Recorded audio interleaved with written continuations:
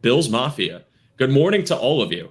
First and foremost, I hope every single one of you are staying safe with the Canadian wildfires going on. I hope you guys have been wearing this to make sure that your precious lungs are preserved in case you need to yell at me for any bad takes. But good morning. Thank you so much for tuning into this week's episode of Under Review. My name is Joe DeRosa, and joining me today, as always, is an absolutely stacked panel of guests. You might recognize their faces. One of them has graced the Cover One network before and has his own exciting opportunity. The other one has an opportunity that's coming up of a really interesting concept that I'm going to let them plug for all of you today. So AJ, Ben, tell the people what you got going on. But you can go first. Yeah. Well, I second time I've been on Under Review. Happy to be back again. I mean, last time we had a great conversation. But yeah, I mean, happy to be back. I'm writing for Built in Buffalo a little bit. You might see it here and there around the block. If you guys are into basketball or anything, I do write some basketball content there. Got a new podcast recently, about a month ago, started it up, called Buffalo Sports Banter with my good buddy Hunter Lobert Cummins, or better known as HLC. And we just talk all Buffalo sports, Bandits, Rochester Americans, Sabres, Bills, you name it. Even if they're not here anymore, Buffalo Braves, we talk about all them. And at the end of the show, I was telling Joe a little bit earlier, we talk about the history of Buffalo sports. So we always have a good little thing. For example, I will just put this one out there real quick. Apparently, Hank Aaron was founded in Buffalo. So cool little history fact there, but that's like just an example of what we like to talk about, just cool little things about Buffalo sports. So you can find me at ShootBen on Twitter. And yeah, happy to be back and happy to talk some Bills football. Sir. Sounds fun, Ben. I am over at Rumblings now. I got my own show called AJ's Analysis every Thursday nights, 8:30. I'll be doing, breaking news stories, talking about some press conference takeaways, which I always cover as many press conferences as I can if I'm able to. So stay active on my Twitter. I listen to it on my laptop and cover them all. And then breaking news stories, football, stats, predictions, all that fun stuff. Mostly Bills, maybe some general NFL things, but AJ's Analysis, 8:30 Buffalo Rumblings Network. And Joe, thanks for having me. I'm excited for the show today. Absolutely. Yeah, we got a lot to cover. First and foremost, Mark, good morning. I know you're out there on the west side of the country. I think New Mexico he's mentioned. But, happy to have you here. We're very excited to be able to go live today and talk about what has been a very exciting week in Bills news. And RJ here with the take. I think Jordan Phillips is a lock too. Cheap contract. I have a feeling he starts the year on the pup. He did have a torn labrum. That did affect his play. We'll see. Health is we'll get to him later on in the show, but health is my biggest concern with him. He needs to be healthy because when he is, he's disruptive, but it seems like he's never on the field. But we'll get to more of the D-line talk eventually. But we want to start the show today with something a little more unconventional in terms of Bills news and something incredibly exciting. Now, even if you aren't someone who plays this game, even if you aren't someone who frequents Madden at all or has ever done it, this is still something that I think as a Bills fan, you should be excited about because Josh Allen, everybody, is on the Madden cover. And I know that this is silly. And, when you come to the show, you're looking for analysis and we will get there, I promise. However, this is an unprecedented moment as a Bills fan because you talk about all the years of Maddens and all of the star athletes that have been able to grace the cover. And you think about some of the guys that the Bills have had where you can make the case that maybe they deserve to get their shot there, but have never have. And it's always been trumped by the premier stars of the league. Well, guess what? Josh Allen is a premier star of the league, and he got his shot to be on the Madden cover. There's been events going on where he's been kind of just expressing his excitement to get that going. It's just something that I think for all of us Bills fans, it's really cool to see a Buffalo Bills quarterback grace the cover, be deserving of the honor, and be someone that really just is the forefront of the league. So, AJ, I'll start with you. We'll go to Ben, but just tell me your quick thoughts on, this experience as a Bills fan and what you think of all this. Right. It continues to amaze me. Josh Allen's journey from high school to the JUCO to college and now, on the cover of Madden 24. It's just astonishing. I feel like he keeps beating the odds in a way. Like he's always been kind of a underappreciated guy. And then, some scouts saw his talent coming out of Wyoming and he obviously ended up a first round pick, but to have one offer out of Wyoming, and now to make it to this point, it's just pretty incredible. It's not a very common thing. It's actually one of the most rarest or weirdest journeys ever. in my eyes. So for him to, come full circle, get be on the cover of Madden, I think it's great for him. He said he's grown up playing it. So it's just an awesome thing for Bills fans, the media that's getting to cover it, like to go to the event. And then obviously Oshai Children's Hospital getting 10,000 from EA Sports, another great thing, just to add to it also. Just a great moment, and times have changed in Buffalo. That's kind of the whole, to summarize it in two sentences. Times have changed, and Buffalo sports aren't the same anymore. Yep. Yeah, I mean, I think perfectly said there, but it really is awesome. I mean, as somebody who maybe not now plays Madden a lot, but growing up, I mean, that was the game, right? Everybody wanted to play Madden. I mean, I remember I used to play it on the 2008 version on the computer. Like, that was the craziest game to everybody else. Every sports fan at least just loved Madden.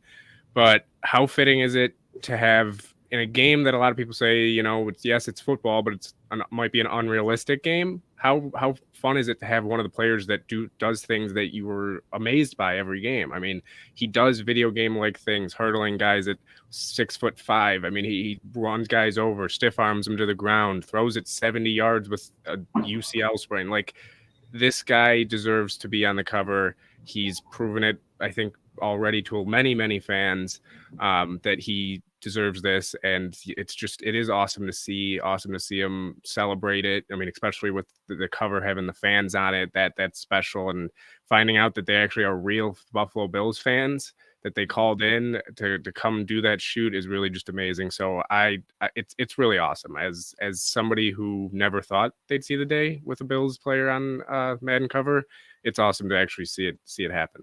Yeah, and for me personally as a fan, when Allen came into the league, so I'm one of those idiots who, when the draft happened, I didn't like the pick. I thought, oh, he's a project. We can't develop a project. He's not ready. He's too raw.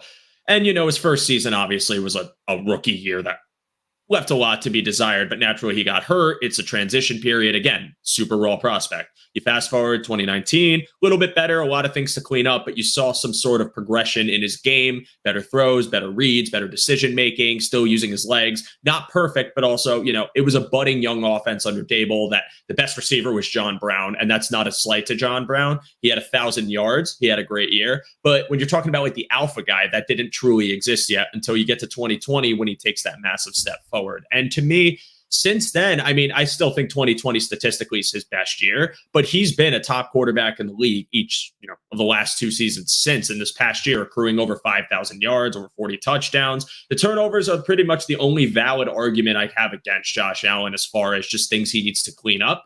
But I still think there's all the justification in the world for Allen to get this opportunity. I still stand by that he's a top quarterback in the league, that when he's clicking, he's 1B to Mahomes is 1A, not one above the other, but truly just matching the same level of greatness and talent, and that he deserves this. And it's super exciting as a Bills fan to just see a player that we all, love dearly as Bills fans, because he's been the most successful quarterback since Jim Kelly, get this opportunity. So for me personally, it's just super exciting. I'm glad we get to have this conversation briefly while we're on the show. But yes, I agree with both of you.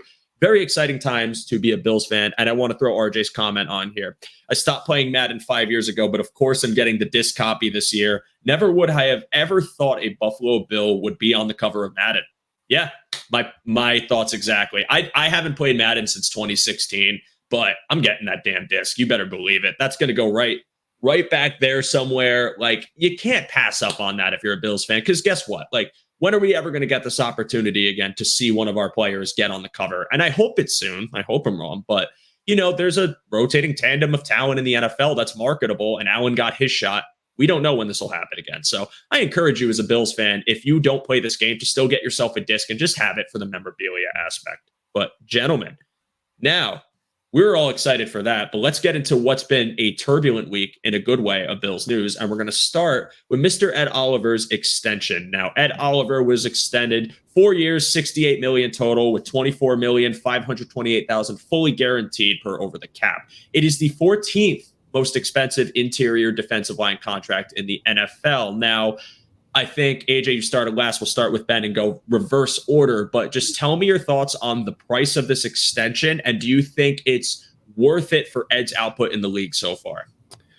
Yeah, I mean, I definitely when the news broke, I was definitely shocked. I don't know if I was more shocked that he got an extension or by the number. I mean, both were very, very shocking to me, but it at first glance, yeah, it's a lot of money. It's, whole to 17 million a year on average. That's, a lot for a guy who has kind of been up and down in his career so far. Because I think a lot of people have definitely been a little harsh on him. I think he's had those moments where he's had those games where you said, okay, he might be able to, pick it up a little bit and become that defensive tackle that's in the middle and causing havoc for the Bills. But after thinking about it for a little bit and looking at everything, it's really not that bad of a contract in my opinion. I think it's actually a pretty solid one, especially the way they set it up with the first 2 years, I believe, being very low cap hits, then the next two or first year being very low cap hit, and then the last 3 years being around 20 million, 22 million for the last 3 years.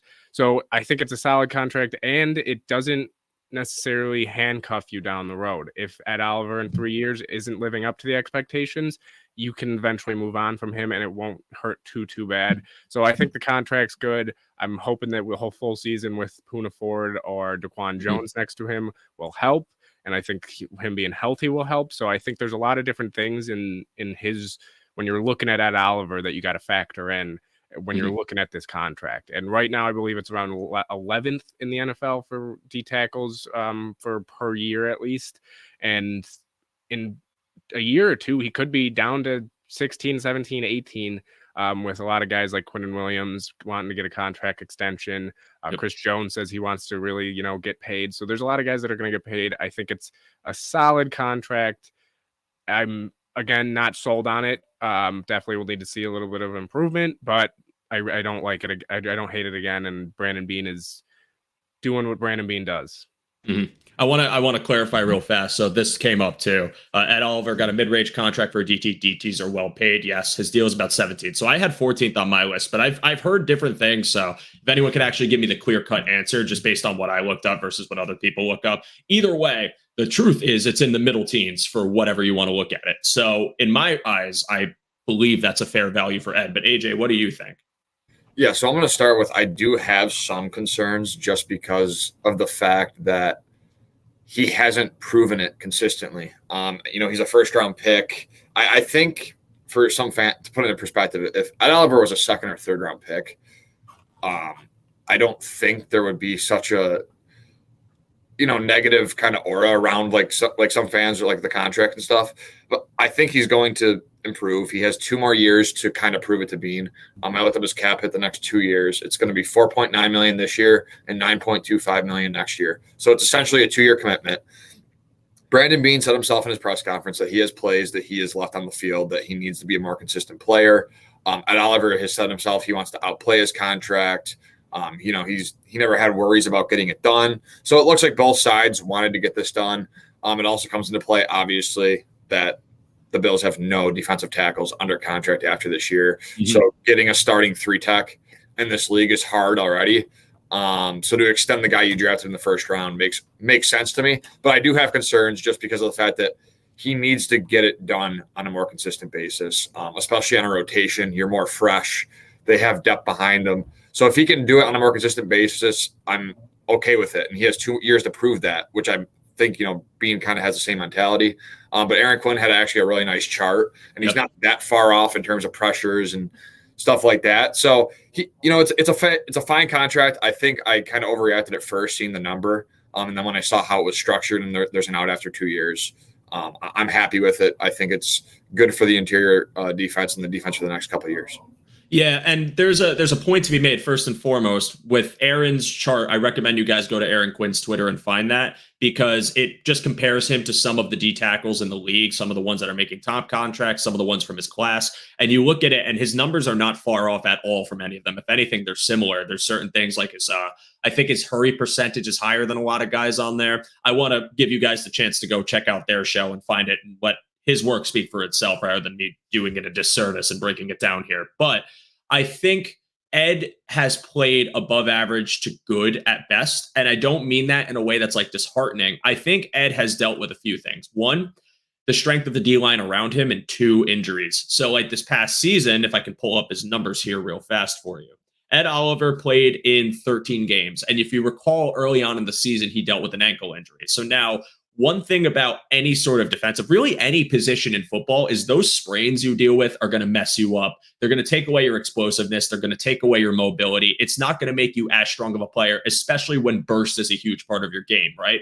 Ed Oliver is an incredibly high motor guy. He's an incredibly bullish type of player who wants to mow the person in front of him down, cause as much havoc as he can, whether that's in the run or the pass. So when you can't do that with a bum ankle, then obviously you're not going to play to the best of your ability. Also, one thing that I've mentioned several times on the show and has been a common concern of Bills fans is Ed Oliver's slight undersize, and talking about it relative to his performance and some of the weaknesses of his game. Personally, I think he plays above his size a bit. However, I do think if you have two people, a double team on him, he's less effective. He's not one of those people that's easy. It's as easy to overcome it. Now, I don't think that's the fairest metric, however, to be as a detriment to Ed Oliver, because I do think a lot of guys rely on the strength of the line around them to be successful, and that's okay. When you get Ed in a one-on-one, he's going to be really freaking good and really disruptive. I think what really matters more to this contract is not only Ed's play, which I have faith in just as an individual player, but really the health and the preservation of the talent around him on the defensive line. That has been my biggest concern, because last season you saw, week after week, someone went down. There was some sort of injury that took somebody away. If you can keep these guys on the field in tandem and have Ed be able to wind up next to Daquan Jones, have Ed be able to stand there with Rousseau or Leonard Floyd or a healthy Von Miller or even Epineza on the other side, I think he's much more effective. I think you're going to see a lot more output from him, and I think it'll justify the contract, which again isn't astronomical for his output. Again, it's a middle of the pack value contract with outs that the Bills can take as well, that I think is fair based on Ed's play. And I think one point I want to make is we saw this with Tremaine Edmonds, right? So Tremaine Edmonds last season had this kind of prove it contract. He had this kind of, all right, this is your chance to get your bag. And he really did. He outplayed what we expected. And now he outperformed financially and went to Chicago. We couldn't afford him. This signing to me just feels like them kind of trying to bite that before it bites them. And I want to ask you guys what your thoughts are on that concept as well. AJ, we'll start with you. Yeah, I that was my initial point. Like when I'm inside, obviously for 18, and then when I got the extension, it was like a 17 million AAV. So, I mean, I think Tremaine Edmonds kind of bet on himself. I don't know if there was I think there was interest on both sides. They traded up to get the guy. They drafted him. So I think there was interest from the Bills, but at the same time, I think Edmonds wanted to prove to himself that he can get a bag elsewhere, and that's what he went and did. And I think the Bills learned from that, like you said, Joe. I think getting Ed locked up now, and also essentially being a 2-year commitment as well, I think that's just the smartest, thing they could have done, because you have a lot of question marks. And one other thing I want to say, Joe, you were talking about the talent around Ed Oliver. The other thing that you can speak to about it is how they've kind of brought in guys every year, like Vernon Butler and Quentin Jefferson. He was with it. So he's never really either had consistency around him on the defensive. Right. Von Miller's been in and out of the lineup. Rousseau dealt with an injury last year. So there hasn't really been consistency around him. Now I will say this: Daquan Jones coming back for another year should help Ed. I think Poona Ford and Jordan Phillips coming back again, or Poona Ford coming in on the first year and Jordan Phillips resigning will also help Ed. So I think the more consistency around Ed Oliver can also help him. But at the same time, we've also been talking about for a couple of years now that the talent around Ed needs to be good for him to be good. So it's starting to get to a point where it's like, Ed, you just got to go and get it done despite, what's going on around you. You got to be the player you are and go do your thing. Yeah. Yeah. I mean, I think you pretty much nailed it right there. But I think when it comes to the last point that you had there, AJ, of he needs to not rely on other people to help bring his game up. He needs to bring other players' games up. Like, that's the step he needs to take. I think that it, like the comment right here says, like that's the biggest thing is lack of consistency. It really is. I mean, because we've seen those plays that Ed can make. We've seen him be able to get into the backfield. We've seen him be able to do a lot of different things. It's just, again, can he do it on a consistent basis? And then when it comes to the Tremaine Edmonds point, I think when it comes to the contracts, as much as I've seen, oh, they could have paid Tremaine. I don't think I don't think they wanted to put that much money towards Tremaine, because that's a lot of money. I mean, and when you look at Super Bowl winning teams, are a lot of them paying linebackers that much money? Not really in the past. I mean, I think the only team in the past 5 years that has was the Tampa Bay Buccaneers, and that's about it. So I think they kind of looked at it. They're already paying Matt Milano a lot of money. They just didn't really want to pay Tremaine, I think, that much money. And I think, to AJ's point, again, when you look at Ed's contract, the way it's set up a lot more team friendly than Tremaine's was for the Bears. I mean, he's getting $22 million this year, so that would not have worked out in Buffalo. So I think it was a solid decision to move on. Definitely would have loved to still have Tremaine, but we got Ed locked up for a little bit longer.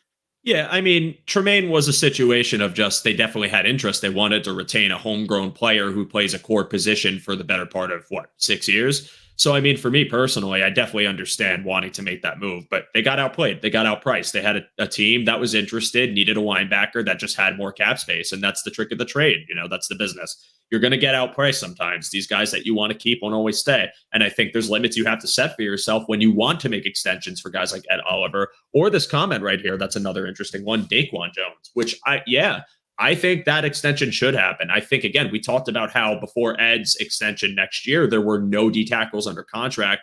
Daquan Jones is going to be 32 years old. He's 31 right now. But I mean, at the same time, he plays so physically just dominant that you just don't see that age with him. And I think Greg made this point once, but interior D linemen generally have a longer shelf life. So, I mean, you could have this guy be on a 2-year extension, 3-year extension, and probably still get a consistently good, above average at worst output from Daquan Jones at 33 years old. So I'm all for continuing that, keeping the consistency of the interior line going by extending Daquan Jones, by having Ed there, by potentially, if Poona Ford has a bounce back year, which I think part of his regression in Seattle really came from the change in their scheme as a whole. If he has a bounce back year and money comes off the books next year, you could possibly extend Poona Ford as well and really just shore up the D tackle room.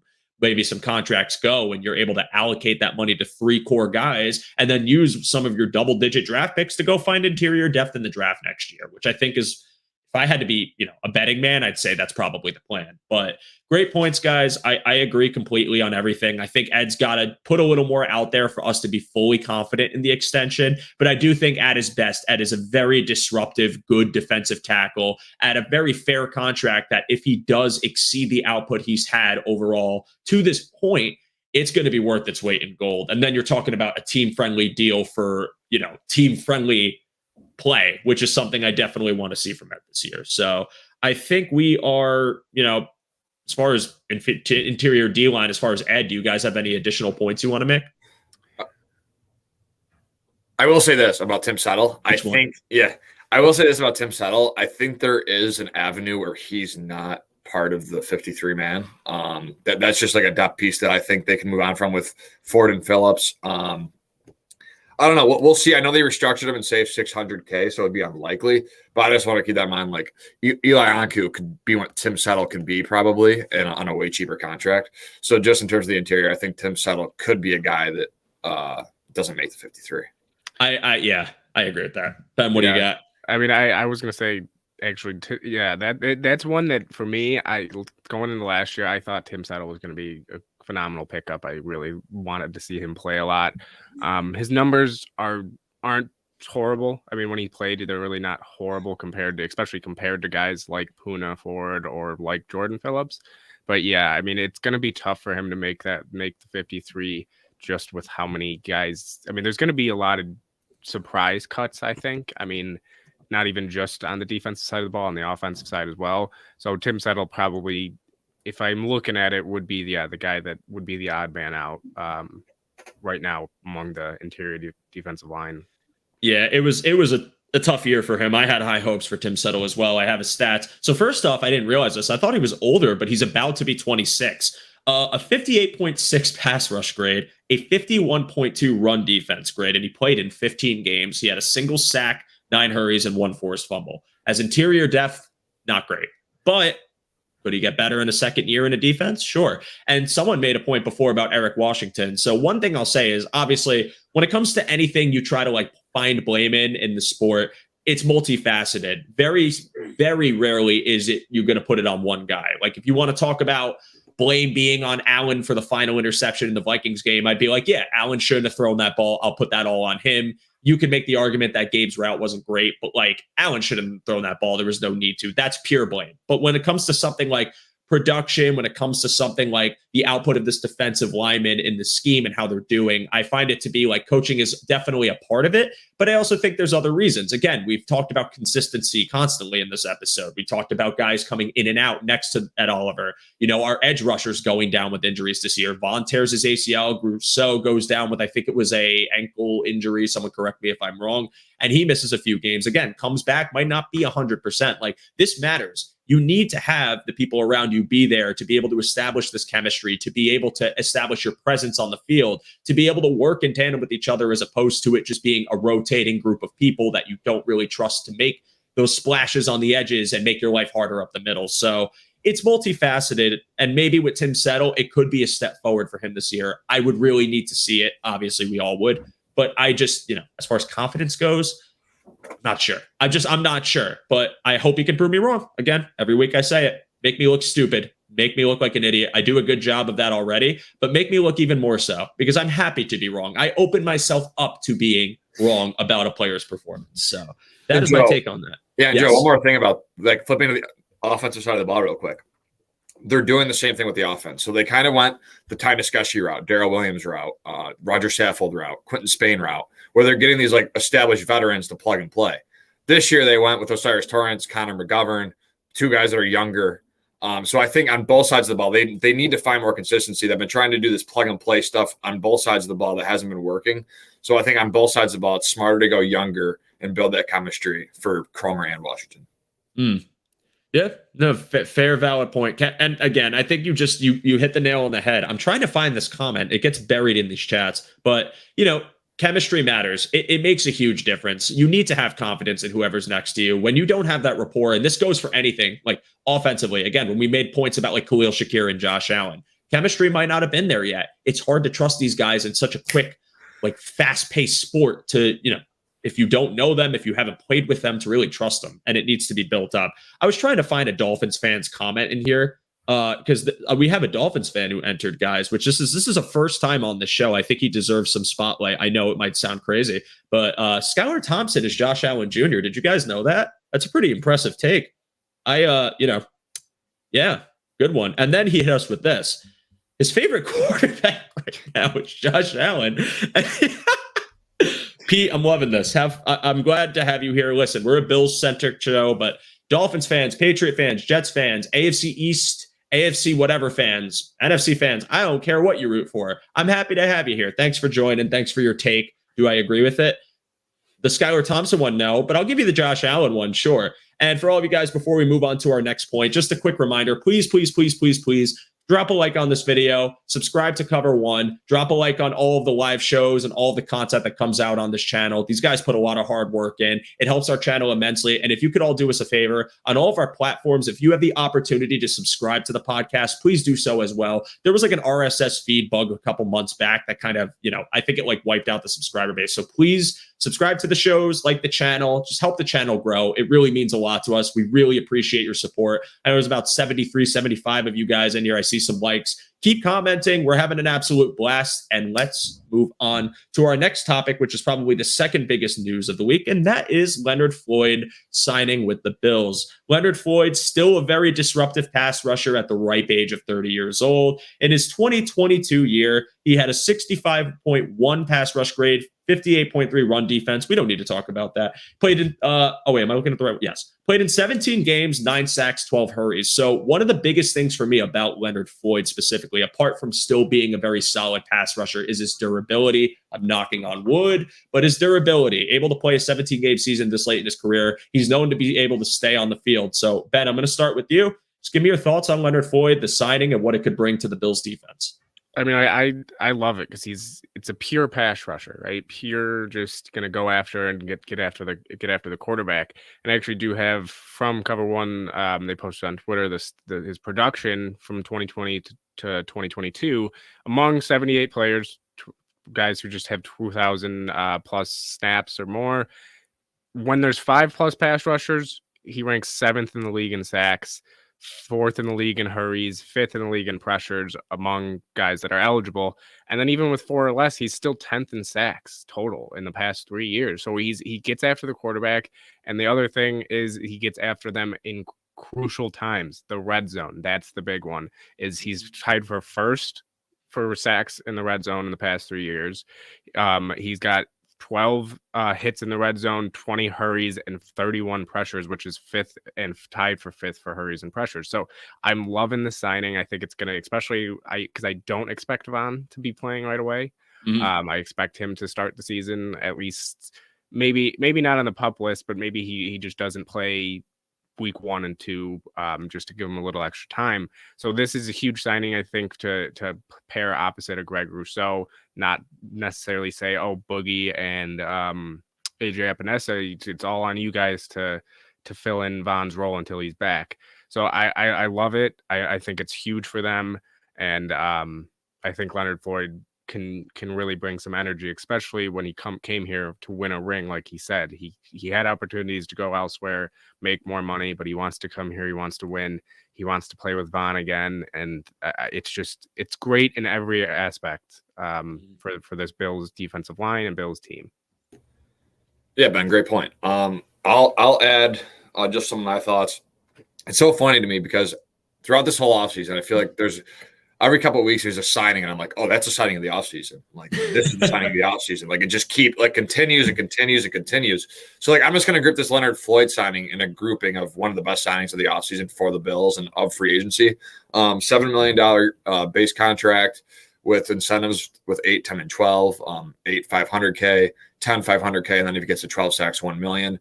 The missing piece, I feel like, on this defense has been a guy that can get to the quarterback in the big moments. And like Ben was talking about, that is what Leonard Floyd does.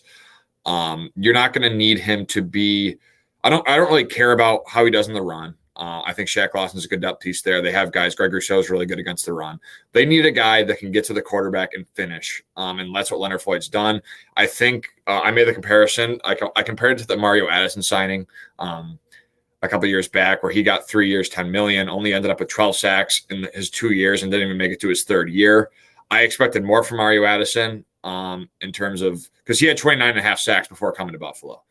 Floyd's had 29. So they're like right on par. They got around the same amount of money. So I'm kind of expecting Floyd to be what I thought Mario Addison could be. And that's just a guy that is on a rotational snap count and can get to the quarterback when needed. And he's just, he's a phenomenal player. He's a 1st-round pick. He didn't like the people in Chicago. He kind of didn't really find his footing there. Went to LA, found his footing, loved the people. And he said in his press conference that he's going to love the people and his teammates in Buffalo. Yeah, again, I agree with everything. Floyd's a clincher. That's his thing. And I think when you had Von go down, you missed that in this defensive line room. Like, when you had Von healthy, he was the closer. He was the person that made the play in the big moment, or at least influenced it. I can think of several Von plays, but really the big one to me is the Chiefs play, that final sack, and then the pressure that led to Mahomes throwing the interception. You could talk about the Jets game with the forced fumble, although that didn't clinch anything. It was still a key moment because they were in the red zone. That's what Von was. Von might not be healthy right away. As Kyle said last week, probably my favorite quote that's ever been on the show, he just says shit, which, like, he does. And it's not a negative. Von Miller is probably the nicest guy in the world. I just mean it like he talks like a lot of positive things, but like, I've learned to slow my expectations down. If he plays week 1, that's awesome. However, I don't know if that's going to be the case. I would be inclined to believe that Von might miss like the first 3 or 4 games, which I'd prefer if it means we get 100% Von versus 70% Von, 60% Von week 1. Because even though that could still be a very effective pass rusher, I want Vaughn at full strength. And I think if you add in Leonard Floyd, you're getting a guy who is that clincher type of pass rusher. He's someone who's just very shifty, someone with a lot of power, able to get by one-on-ones and just get to a quarterback really well, and also never gives up on a play. That's another thing too. He's super flexible. Even if he goes down on the field, he'll get right back up and still charge for him. There's a couple of sacks you could watch of his where he does that exact thing. It goes down, comes up, gets his arm out, and just tries to make a play. So that type of motor, that type of ability to try and close off anything with this pass rush is so welcomed, and I'm very excited to have it. I'm also very excited to have it for the value we got it at too, which Floyd was still one of the top pass rushers on the market.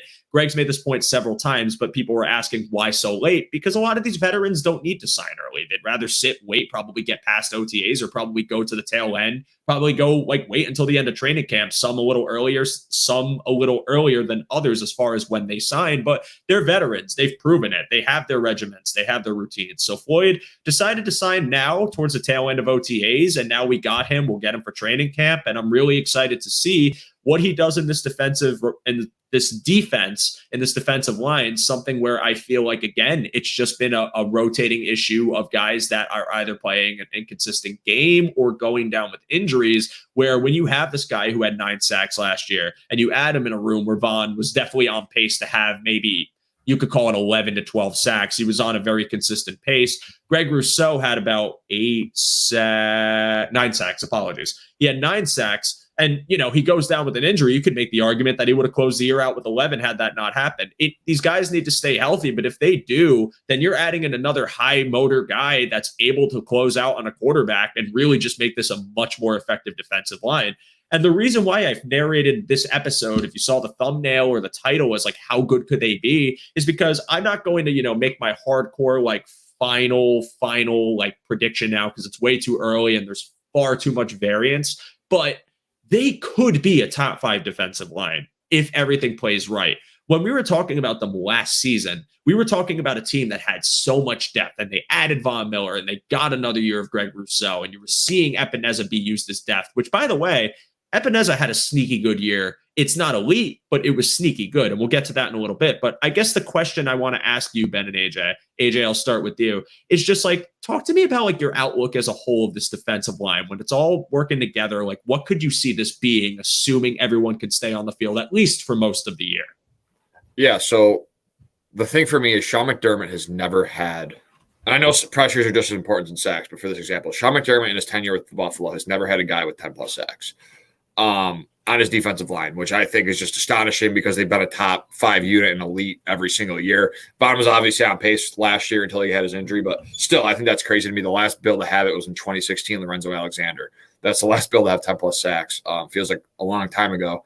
But I think I'm going to say, maybe it's a little hot take, but I think there's 2 guys on this defensive line this year that get the 10 plus sacks. I just love what they have. I think they have so much depth. I think Boogie Basham could be expendable for the right price just because of Shaq Lawson and Rousseau, and now they added Leonard Floyd. So that's something that I could see happen. But in terms of what they have, I think they really have a good unit. I think, Joe, to your point, it could be a top 5 unit. It all depends on, I think, how Poona Ford plays with his snaps, and just the depth they brought in is more important. AJ Epinesa, I think it's a big year for him, and the Leonard Floyd signing does, I think, help. A guy like AJ Epinesa, who was drafted in the 2nd round, who kind of got off to a slow start, who had to change his whole body type kind of to, he's kind of a technical guy. Now he's kind of turning into a speed with power kind of guy. He used his hands a lot in college, but now he's kind of switching that up. So overall, I think this is the best defensive line depth and unit the Bills have had under McDermott on paper. We'll see if that can translate to the field, but with McDermott calling plays and that more aggressive style of defense, I'm really excited to see what this group can do. Yeah, I mean, I think this is easily the best defensive unit or defensive line unit that McDermott has had since coming to Buffalo. When it comes to, especially like AJ said, depth. I mean, you have it everywhere. I mean, you got guys that if somebody goes down can fill in. Even with Leonard Floyd, say he goes down, I'm still not scared to have AJ Epinesa go out there. And what is the number one thing that I think needs to improve to make this unit a top 5 is the tackling. I mean, it's been known for a while that at least McDermott defense is the one thing that if they do struggle at anything, it's consistent tackling. I mean, you look at the defensive line alone and the edge rushers alone, you got a 22% missed tackle rate from Greg Rousseau, a 17% from Von Miller, a 50% missed tackle rate from AJ Epinesa. I mean, go down the line, 20% from Boogie Basham. Yep. The only one that has below a 10 is Shaq Lawson. And he's not exactly the best pass rusher on the team. He's more of a run defender when it comes to the defensive line. So it's got to be the tackling. And the one guy that AJ brought up was AJ Epinesa needs to have a big year. Mm-hmm. I've always liked what he's done. Besides the result, I like what he does, but he can't finish the plays off with that 50% missed tackle rate. That's the biggest reason why. I mean, he had 6.5 sacks last year.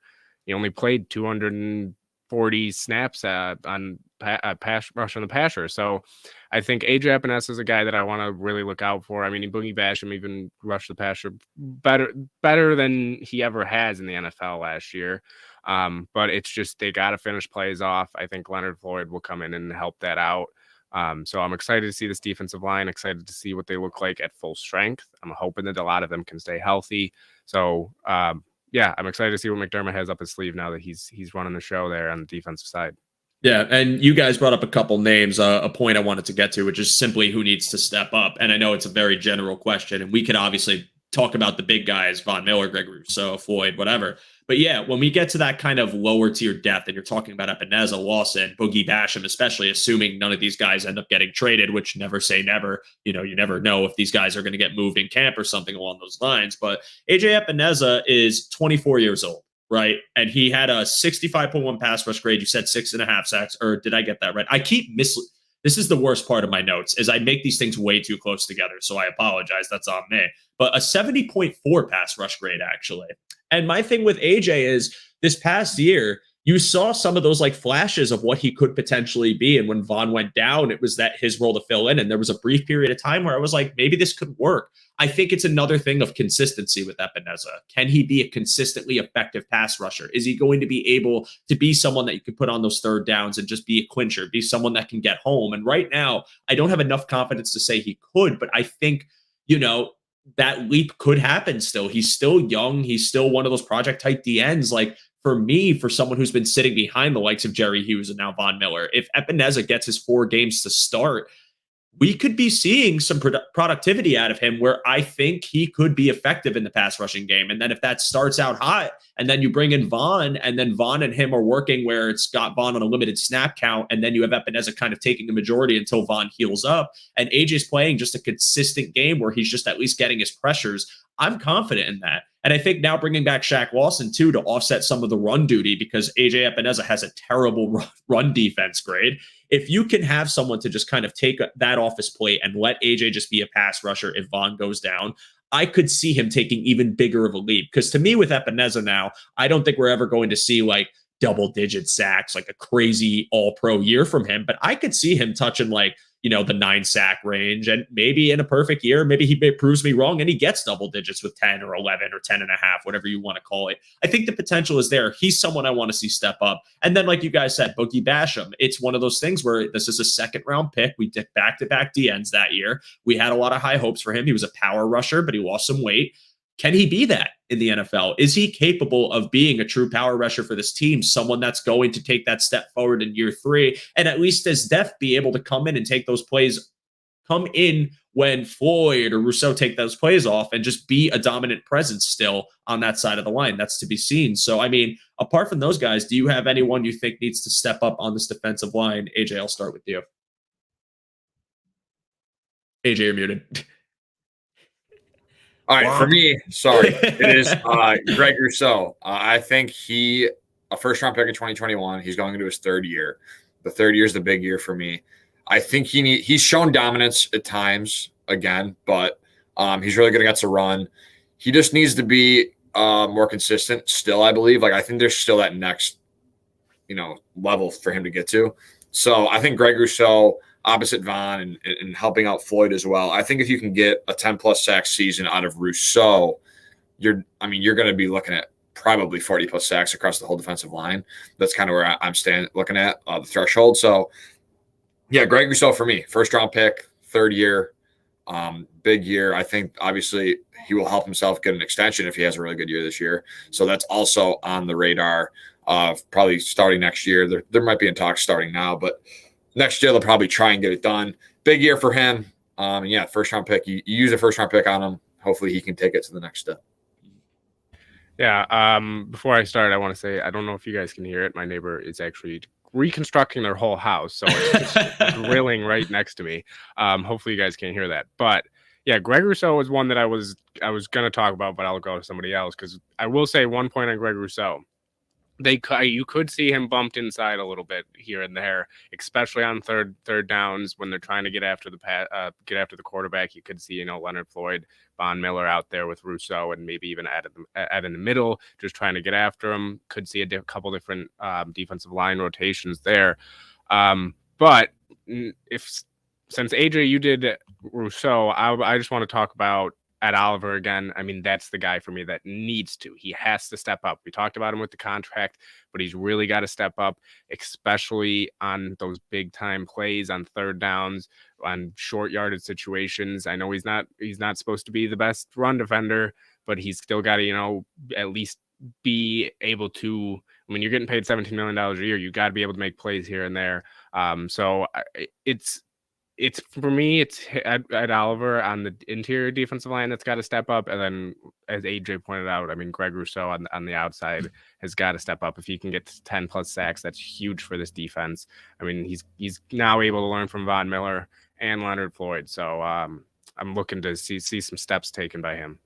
Yeah, and I talked about Ebenezer Basham. I know you guys touched on Rousseau. I agree completely with Rousseau as well. This is year 3. Rousseau is a project D end, and each year you've seen the trend in development go upward in all components with his pass rush and with his run game ability. I can't talk this morning. I apologize. For everyone listening, by the way, I had a cold brew this morning that is still giving me the jitters. So if I've stuttered or anything like that, there's your reasoning why. It's been a long morning. But Gregory Rousseau entering year 3 is probably the biggest one. And the reasoning is, again, this was your first round pick, a project DN who sits at 6'6", over 250 pounds. This guy has shown you signs of brilliance. He's a very good run defender. He's able to set the edge. He's also able to get his arms up consistently, something I love. You've seen a few plays affected by his arm length. And you talk about his pass rush ability. And again, I'll go back to what I said before. If he doesn't go down with that injury, you're talking about maybe a 10+ sack season.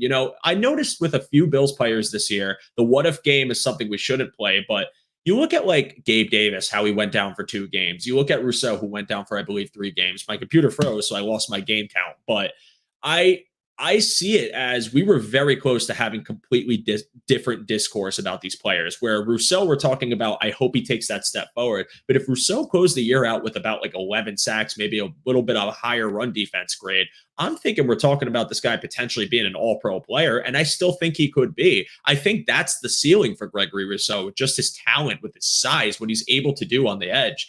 He is definitely the pass rush component that I am looking forward to this year, who I think does need to step it up. And again, I agree about the interior with Ed Oliver. You just paid him this money. He has to step it up in the run game. He has to be a more consistent player on the field, be as disruptive as he can be. Because even if we can get just most of the season of Ed being disruptive, and again, if that's because the line has to be healthy, then so be it. Then I'm very excited to see what that could actually look like for this Bills defense as a whole. Because one point I do want to make here is I think the health of this D-line and the productivity that comes with this defensive line being healthy will greatly offset a lot of the pressure that goes on your new middle linebacker. Because to me, one thing that I think bolstered Tremaine Edmonds' game last year was those games where you had the healthy front, where these guys were generating a lot of pressure, where they were blowing up runs in the backfield. We didn't get to see it for a long time, but there was periods of time where this defensive line looked unstoppable, and that is going to make things a lot easier for the 2 guys behind you. So now you have Milano coming back, but now if you can, let's just say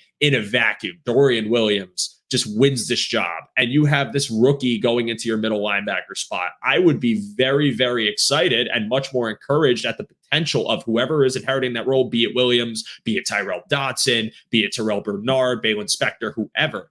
I would be much more encouraged at what they could become if you make things easier up front for whoever's sitting behind them. And that to me is something that's so important, and why I think if this defensive line can just stay healthy, they are going to be able to do that. And I think this plan that McDermott's got with this kind of aggressive, attack-minded defense could really come into fruition. And the drop-off that people might be predicting could happen to this Bills defense would be non-existent because you're getting this output from them. So what do you guys think about the linebacker room just in tandem with this defensive line this season? Do you agree with that, or do you not think it's as big of a deal? And I'll start with you, Ben.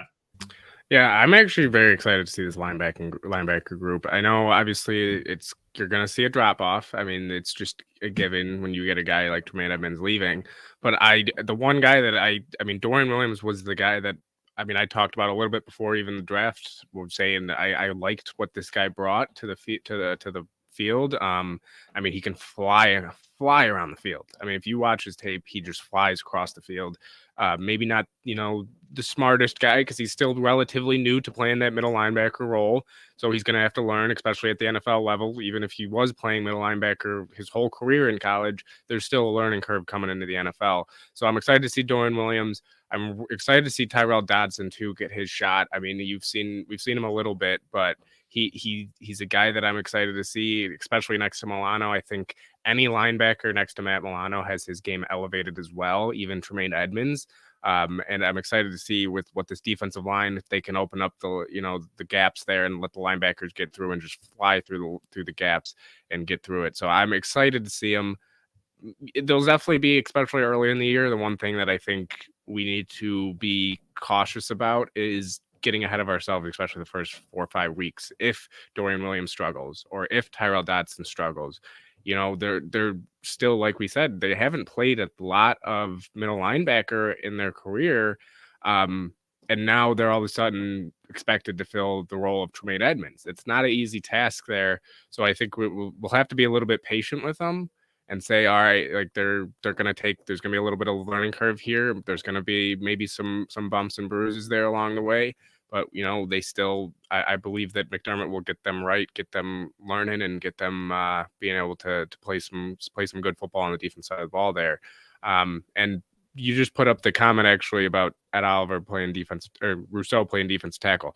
I did say that earlier. I don't think it will be a ton. Don't get me wrong. I don't think you'll see him, 20% of his snaps in interiors, but I do think you'll see it a little bit, especially on like third and longs when they're just go get the quarterback, send him after him. So we'll see. But yeah, linebackers, I'm excited to see, especially Dorian Williams, a guy that I was excited about pre-draft. And I did think it was a little early 3rd round, but I'm excited to see him. Yeah, I think the linebacker chain that happened in the draft probably affected that decision too. Maybe they wanted to sit a little longer, but when you saw Simpson go and then you saw who went right before Overshown go, yeah. Then when you saw them all go, you were probably like, damn it, we got to do this now. And I feel like if in a perfect world, if those guys were still on the board, they would have waited, but it is what it is. AJ, what's your point? Yeah, so I actually talked to Dorian at the combine, and I actually got to ask him about Tremaine Edmonds, and the first thing he said to me was, I wish I was as tall as him. So obviously the wingspan's there for Dorian. He, watched a lot of tape from Tremaine Edmonds, and it was actually cool to ask him about the guy I think will eventually replace. But I think the Bills are in a good spot in the middle linebacker room. I think Terrell Bernard and Dorian Williams will get their shot. And then you also have the old reliable Tyrell Dodson. He knows the system. So if that doesn't work, you can go to the guy who knows what, how to play the defense, what he's doing. AJ Klein, I think, to bring it on packages when you want to get to the quarterback, that's what he does best, is getting upfield vertically, either hitting the running back behind the backfield or getting to the quarterback. So even mixing him in. I really like what they have. I think going the younger out, I'm not guaranteeing it, but my opinion, I think Bernard or Williams win the middle linebacker job. And then they if it doesn't work, you have the reliable veterans. So That's kind of my take on it all. I think Dorian's very good pre-snap. I think he understands. I think he's better than Edmonds. If there's one thing that Dorian has an edge on Edmonds is his ability to see things pre-snap. I think he understands the position a little bit more. I think Edmonds obviously grew into that and got better with it, but when he came into the league, that was the biggest knock on him is his ability to read things pre-snap. And I think Dorian Williams can do that. He's a 6'1". Sean McDermott likes the smaller linebackers. He did it in Carolina. It's his defense now. So I'm pretty not sold, but I think Dorian Williams has a really good chance to win this middle linebacker spot.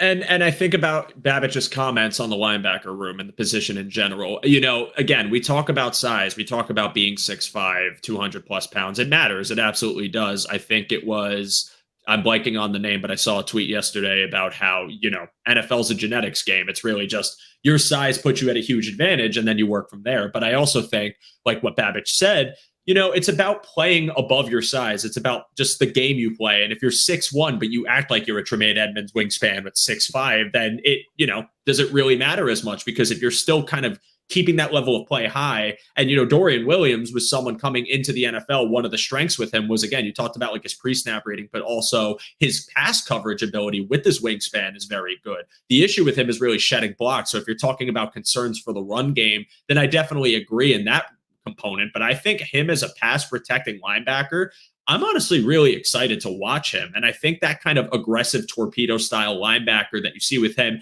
and in a guy like Terrell Bernard is kind of indicative to me of something we've talked about on every show on this network, which is kind of that transition into a McDermott style defense where the base nickel will still exist, but you are getting much more aggressive. And I think a guy like Dorian Williams, now that if you're defensive line, which I'll take it back to, the whole shebang of this episode, if this defensive line is getting the job done up front, if the plays are blown up at the line of scrimmage, if the running back misses a step because he has to slow down, if the quarterback has to keep the ball in his hands, I think that's going to just play into the development curve of some of these young linebacker prospects we have, where now Dorian Williams might feel more confident in making a play because he doesn't have to do too much. I think one of people's biggest knocks on Edmonds, which is something I defended him about, was just the front that he was behind, to me, wasn't effective enough to offset some of the responsibility Edmonds had to do. Now, you can make an argument that a dominant beast middle linebacker has to make those plays. Sure, there's moments where I think Edmonds could have made a better tackle or Edmonds could have been in better position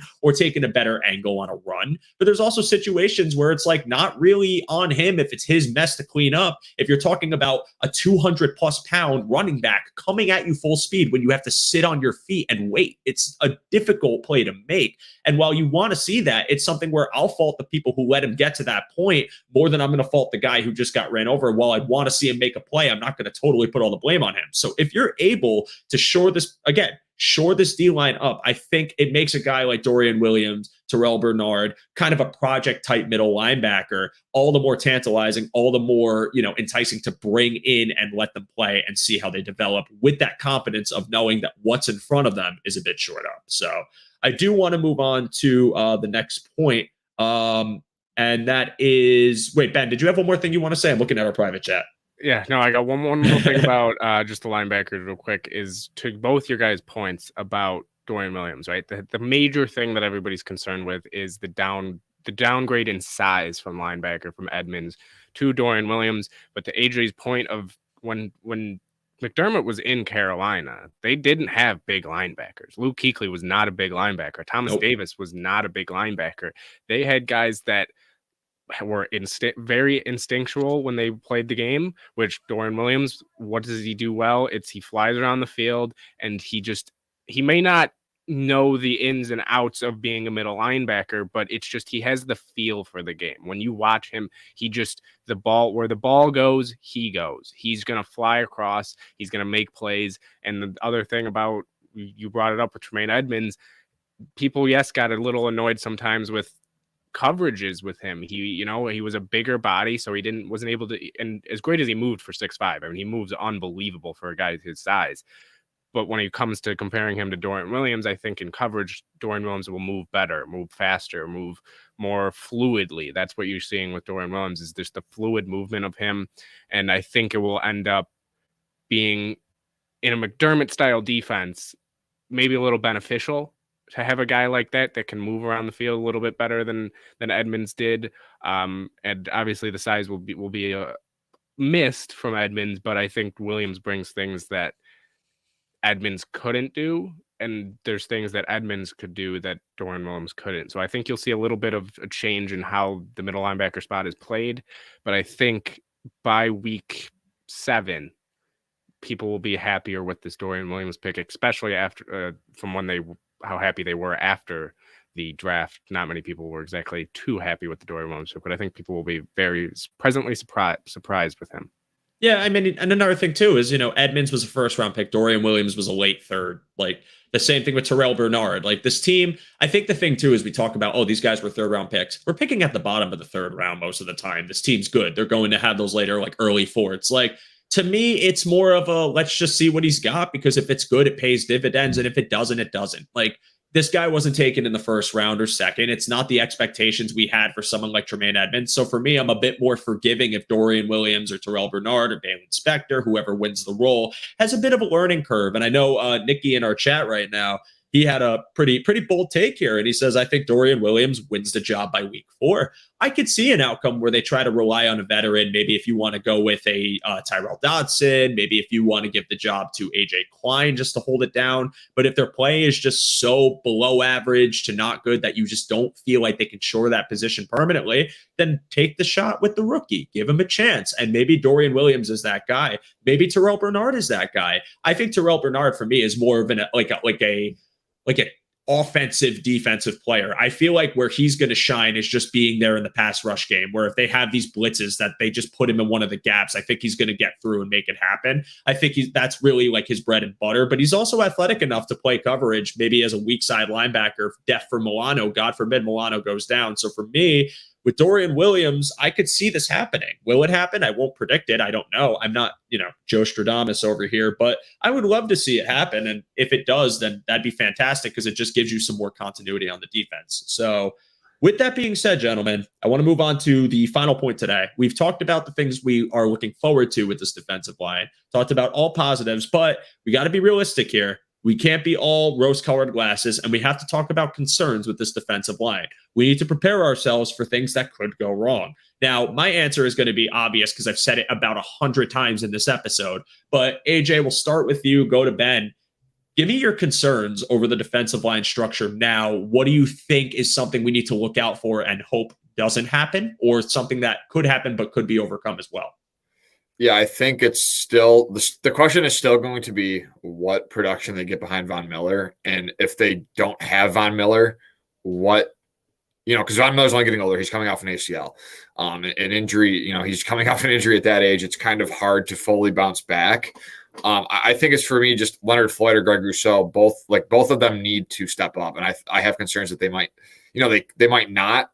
But that's probably a hotter take. But I'm just concerned about the depth behind Von Miller still, because I just haven't yet seen once the Bills have had a premier pass rusher, a good pass rusher, the depth behind it has always kind of lacked. So I think it's just being more consistent across the whole defensive line. Every player we've talked about today, we've talked about consistency with almost every one of them. Rousseau, Ed Oliver, AJ Epinesa. All these guys, that's kind of like in my head when I was summarizing what we've been talking about here, listening to you guys, that's kind of the overall thought, is just consistency from everybody. My biggest concern is the defensive line has disappeared too much in the big game. And when you're going up against Rodgers, Tua, in your own division now, and then you have Mahomes, and then you're going against Herbert this year, and you're going against Jalen Hurts, Dak Prescott. I mean, that's a juggernaut, 2 divisions right there that you're going against. And then you add in the AFC West to it. You have Russell Wilson, who's mobile. So you're going to be playing mobile guys that can get out of the pocket. It's about being consistent. And the Bills' defensive line has disappeared at moments, and that can't happen, especially when your secondary is so talented and has done it time and time again and made big plays. I think it's time for the defensive line to step up and make a play. No love for Mac Jones. I was waiting for you to say his name too, and I did not hear his name come out. I thought that was funny. I have too much Patriots trauma. I'm not sleeping on New England this year. He's a part of that too. He's in year 3 with Bill O'Brien. I'm telling you all, I hate the Patriots, but watch out. Don't sleep on them. They've been tough every single year. Be careful what you wish for, and stop talking about them as a 4th place team, because I don't think they're going to be. Yeah, I'm actually going to agree with you on that exact take. New England, look, they still always have a top defense. They always do it, right? I mean, they always end up finding a way to be in games. But I still think they'll end up fourth in the division. I'm not putting any predictions out. I speak things out of existence, so I'm keeping my mouth shut. Too many Patriot fans, friends. Keeping my takes to myself. Yeah, that's fair. That's fair. But when we come to the defensive line, yes, like Adri said, consistency is a big one. I'm gonna go with just one word: injuries. If you got to stay healthy. We've seen it time after time. Last year, that was the big thing. Daquan Jones got injured here and there. Von Miller obviously went down. Rousseau was banged up. Ed Oliver was banged up. I mean, down the line, people were getting hurt. I mean, you got to stay healthy, because even if Rousseau comes in, Floyd comes in, they all come in and do exactly what they did last year, I think everybody would be pretty happy with just the production standpoint, right? You get 6.5 from Epinesa. You get 9.5 from Leonard Floyd. You get Rousseau getting 8, or 7.5, 8, whatever it was. I'm blanking on what it was. But that's the thing, is they got to stay healthy, because if you're not healthy, it's going to be a whirlwind. You're going to have guys coming in and out. There's not going to be any consistency because of the fact that you have guys going in and out. So it's just, for me, that's the number one thing. Got to stay healthy. Got to be able to take care of your body. And I think having this amount of depth, or this much depth on the defensive line, will help, because you'll be able to rotate guys in. You won't have to have, Ed Oliver, who I know you're paying him $17 million, but at least this year you won't need to have him playing 70% of the snaps. You won't need guys like Daquan Jones playing that much. You can have guys come in and make diff plays at times. So I think that's, for me, the number one thing, just staying healthy. Agreed completely. I had to make a banner for it, because that was my point. It was as obvious as day. It's health. Stay healthy. Stay on the field. For God's sake, stretch more. I don't know what the hell you do, but stay healthy, please. It's so simple. You've said everything I was going to say. They need to stay on the field. You're not going to build anything if you have a constant day-to-day basis where someone is gone, someone's coming back, someone has to nurse their injury. Like, the thing too is I've learned this lesson the hard way, just being a fan of this team and seeing how often injured they are, especially in past regimes. When you see a player go down and they come back 3 weeks later, I have always said, like, depending on the injury, they might come back 3 weeks later, but they might not be themselves until 6 weeks or 7 weeks later. Like, that's the problem, is these players with like soft tissue injuries. Again, we've talked about ankles, we've talked about calves, talked about like these leg injuries that can just stifle you as a player. Like, if a high ankle sprain happens, that's great if you come back in 3 weeks, but are you going to be yourself in 3 weeks? I don't think so.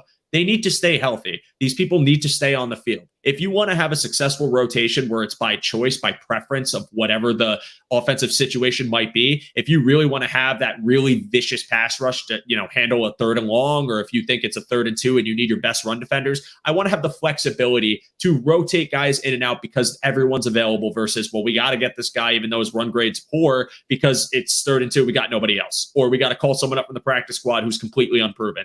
It can't happen. Like, again, there's a lot of investment into this defensive line. Now, the lack of production as far as investment goes, to me, isn't because of inability, but as much as it's been the health and chemistry and consistency of the defensive line, all stemming from people not being able to stay healthy. So, yes, stay healthy. Again, I'll say it a million more times. Stay healthy. Be on the field, because if you can be that, then this defensive line, in my personal opinion, could absolutely be top 10 to even top 5 in the league, especially if guys that want to take those development, those steps forward in the development, like a Greg Rousseau, maybe even an AJ Epinesa, maybe even a Boogie Basham. It could be great, but you got to stay on the field. And with that, guys, let me see here. Does anyone have any last points to make about our defensive line, about anything they feel we haven't covered enough on this show today, before we sign off for the week and let everyone go frolic in the hopefully clean air outside? Yeah, I just want to say one more thing and talk about the investment that Bean and McDermott have made on the defensive line. Drafting Rousseau, drafting Epinesa, now signing Puna Ford, signing Leonard Floyd. It seems like every offseason they invest heavily into that defensive line unit. There has to come a point where either they get it done and they figure it out and they break out. I know injuries hampered them last year, but before that, they were very healthy the previous couple of years. Like, the Bills were one of the healthiest teams in the league, I think, and then last year kind of made up for it. So I just think that you need, if you're investing that much into a defensive line and paying the guys this much, I think it's important that you get the most out of them and they have the best season they possibly can. If they don't, you have to start questioning either the defensive line coach, what they're teaching these guys, because it's getting to a point like, yes, the Bills have had a great defense and stuff like that, but the defensive line has been the weakest position group on the Bills with McDermott and the McDermott era.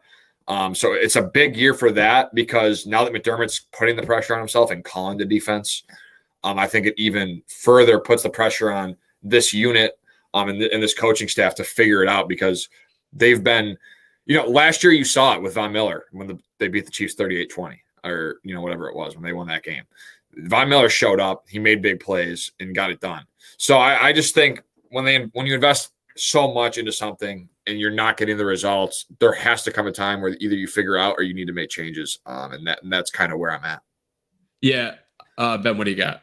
Yeah, I actually think one more thing that I think will help the defensive line this year, and one thing that might be kind of not talked about as much, is the secondary will, I think, be better. And I think will open up things for the defensive line, and they'll be able to get after the quarterback a little more, because you got Trey White now coming off, obviously, his ACL last year. It's going to take a little bit. Guys take a little bit to get back to what they were. So I think Trey White will be improved this year. You got Kyer Elam and Christian Benford now going into their second year. Both should be improved as well there. You got now, Teron Johnson in the slot. Now you can do so many things. I think you'll see him in the box a lot more. You'll see a lot more bringing him on the blitz in the run game, because he's a great tackler. I think you'll see him used more. Even in the safety room, you got Taylor Rapp now, who can do a little bit of everything. So I think that you got a lot of guys that can do stuff, especially depth-wise. You got, even Dane Jackson's still there, right? You got guys that can do a lot of different things. I think will help open up at least scheming up. You can do a lot more with the group that you have, I think, than they've ever been able to do, just because of depth. This might not be the best starting 11 they've ever had, but it's at least the best defense I think they've ever had when it comes to depth and just guys that can play and do a bunch of different things. So I think that will help the defensive line a little bit. And I'm just excited to see this unit play and how they do. I agree with the point that everyone has made in our fan base, in the content creation space. As far as on paper, this is the best Bills defensive roster we've had. I completely agree. They have depth at every position. They seem to be, very, very short of any major holes except middle linebacker. But again, you have a stud all-pro weak sider. You have really good corners, an all-pro and Trey White coming off, the recovery season where he finally got back on the field and now he's healthy. And apparently in the OTAs, take that with a grain of salt. It's only OTAs, but he looks super mobile, super, sharp, as athletic as he's ever looked. You get year 2 of Kyer Elam, who needs to just step up, I guess in practice, according to McDermott and Bean, where he just needs to kind of take that next step. But when he can, he's as athletically gifted as anybody. He can play in multiple styles of coverage, whether that's press man or in zone. Like, there's potential for Kyer Elam to take a huge leap this year. You're bringing back your safety tandem of all pros, but you have depth behind him with DeMar Hamlin, and you had added in Taylor Rapp, and now you don't only get the safety depth, but you potentially get that nice little dime look as well, where maybe Taylor Rapp becomes the dime back.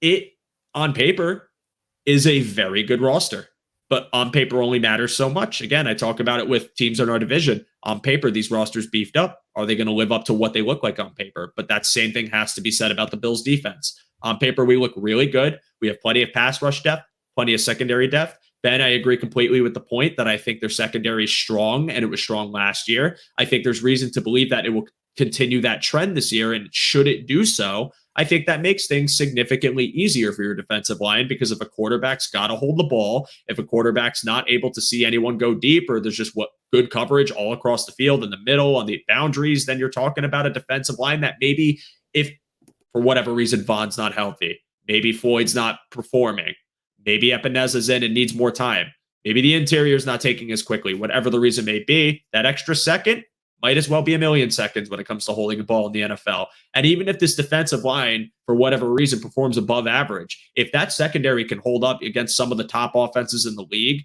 I think that could absolutely make the defensive line look better. But I'd be more confident in saying that if they did stay healthy, that even with the good secondary, I still think the defensive line on its own would be very effective, disruptive, and might be able to put up some numbers this year. But again, stay healthy. Knock on wood, throw some salt over your shoulders, bring the good juju in your households, everybody. They need to stay healthy. That is the most important thing. So, everybody, that was a fun freaking episode. I've had a blast talking to you guys. You guys always bring the heat when you come on here. Ben, AJ, thank you so much for joining me. To all of you in the chat, thank you so much for your contributions and the very nice back and forth with Mark and what's his name, Pete, the Dolphins fan. That was very civil. I love that. Like, you know, I don't want my comment section to be a bloodbath. You guys bring the wholesomeness. Let's get along. Even if you root for teams I hate, I don't have to hate you if you got good takes and you aren't a jerk. So thank you guys for that. I love that civility. That was really fun to watch. But AJ and Ben, before we sign off, do you have any final points on anything we've talked about today? No, but I just want to say thanks for having me again. It's always a blast. I mean, it's the second time I've been on and the second time I've had just an absolute blast here. So appreciate all you guys in the comments, just being supportive and everything, and appreciate you for having me join. And AJ, it's always a pleasure, you know, going back and forth with you a little bit. So yeah, just want to say thanks for having me hop on, and hope to be back again later in the future. You will.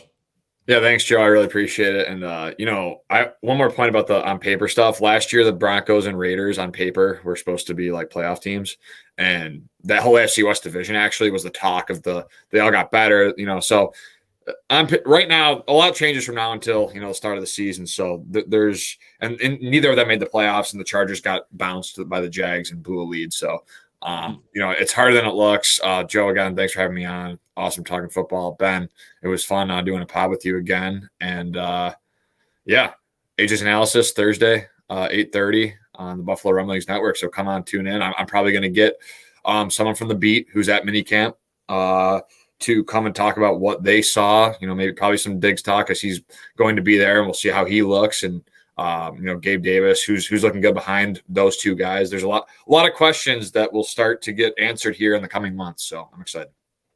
Awesome. Yeah, Ben, want to plug your show one more time for the good people? Yeah, so it's Buffalo Sports Banter. It's going to drop every Friday around 11 in the morning. So it's going to be on Apple, Spotify, YouTube. I'll put the links out there up on my YouTube. You'll see it on Built in Buffalo's page as well. So check it out. If you want to talk a little Buffalo sports history, Buffalo sports just in general. So come join us. Always a pleasure. And yeah, again, thanks for having me on. And it was always a pleasure. Absolutely, boys. You both are welcome back anytime. To all of you in the chat, I appreciate the love. You guys were fantastic today. Before you guys go, before you guys close your laptops, turn your TVs off, and do whatever you want to do on your lovely Saturday, I hope the weather's nice where you're at. Please, please, please, please, please, please give this video a like. Show some support. Share it. Send it to your neighbors. Send it to your enemies. Make them hate me. Make them hate my guts. Just share the show and like the show, please. I cannot express enough how much that will help our channel out. Please like all of the excellent content that goes on our channel, all of the other shows we have during the week whenever they drop, all of the videos that guys like Eric, Chris, and all of the other guys are putting out on a consistent basis. Truly, there's so much work that goes into this channel, and we couldn't do it without our awesome fans, the people that support us and watch what we do. You've all been fantastic today. You're fantastic every time you tune in. I will be back for all of you again next Saturday, 11 a.m. So same time as always. You guys get in here. Come join the chat. Come hang out. Let's build this nice little weekly thing we got going here. It's been a blast, and I'm happy to do it for all of you every single week. But stay healthy, please. If you have not already gotten a KN95 and your index is like 400 something still, if you're in Canada or in Buffalo and it's still getting hammered, please wear this. Preserve your lungs. You're going to need them if you want to scream at your TV during the Bills season or scream at me if I have terrible takes. I need your lungs to be healthy, everybody. Take care of each other. As Thomas says, life is too short. As Ant says, be kind to one another. Take care of one another. As I say, go Bills. Everybody, thank you so much. We'll see you next week.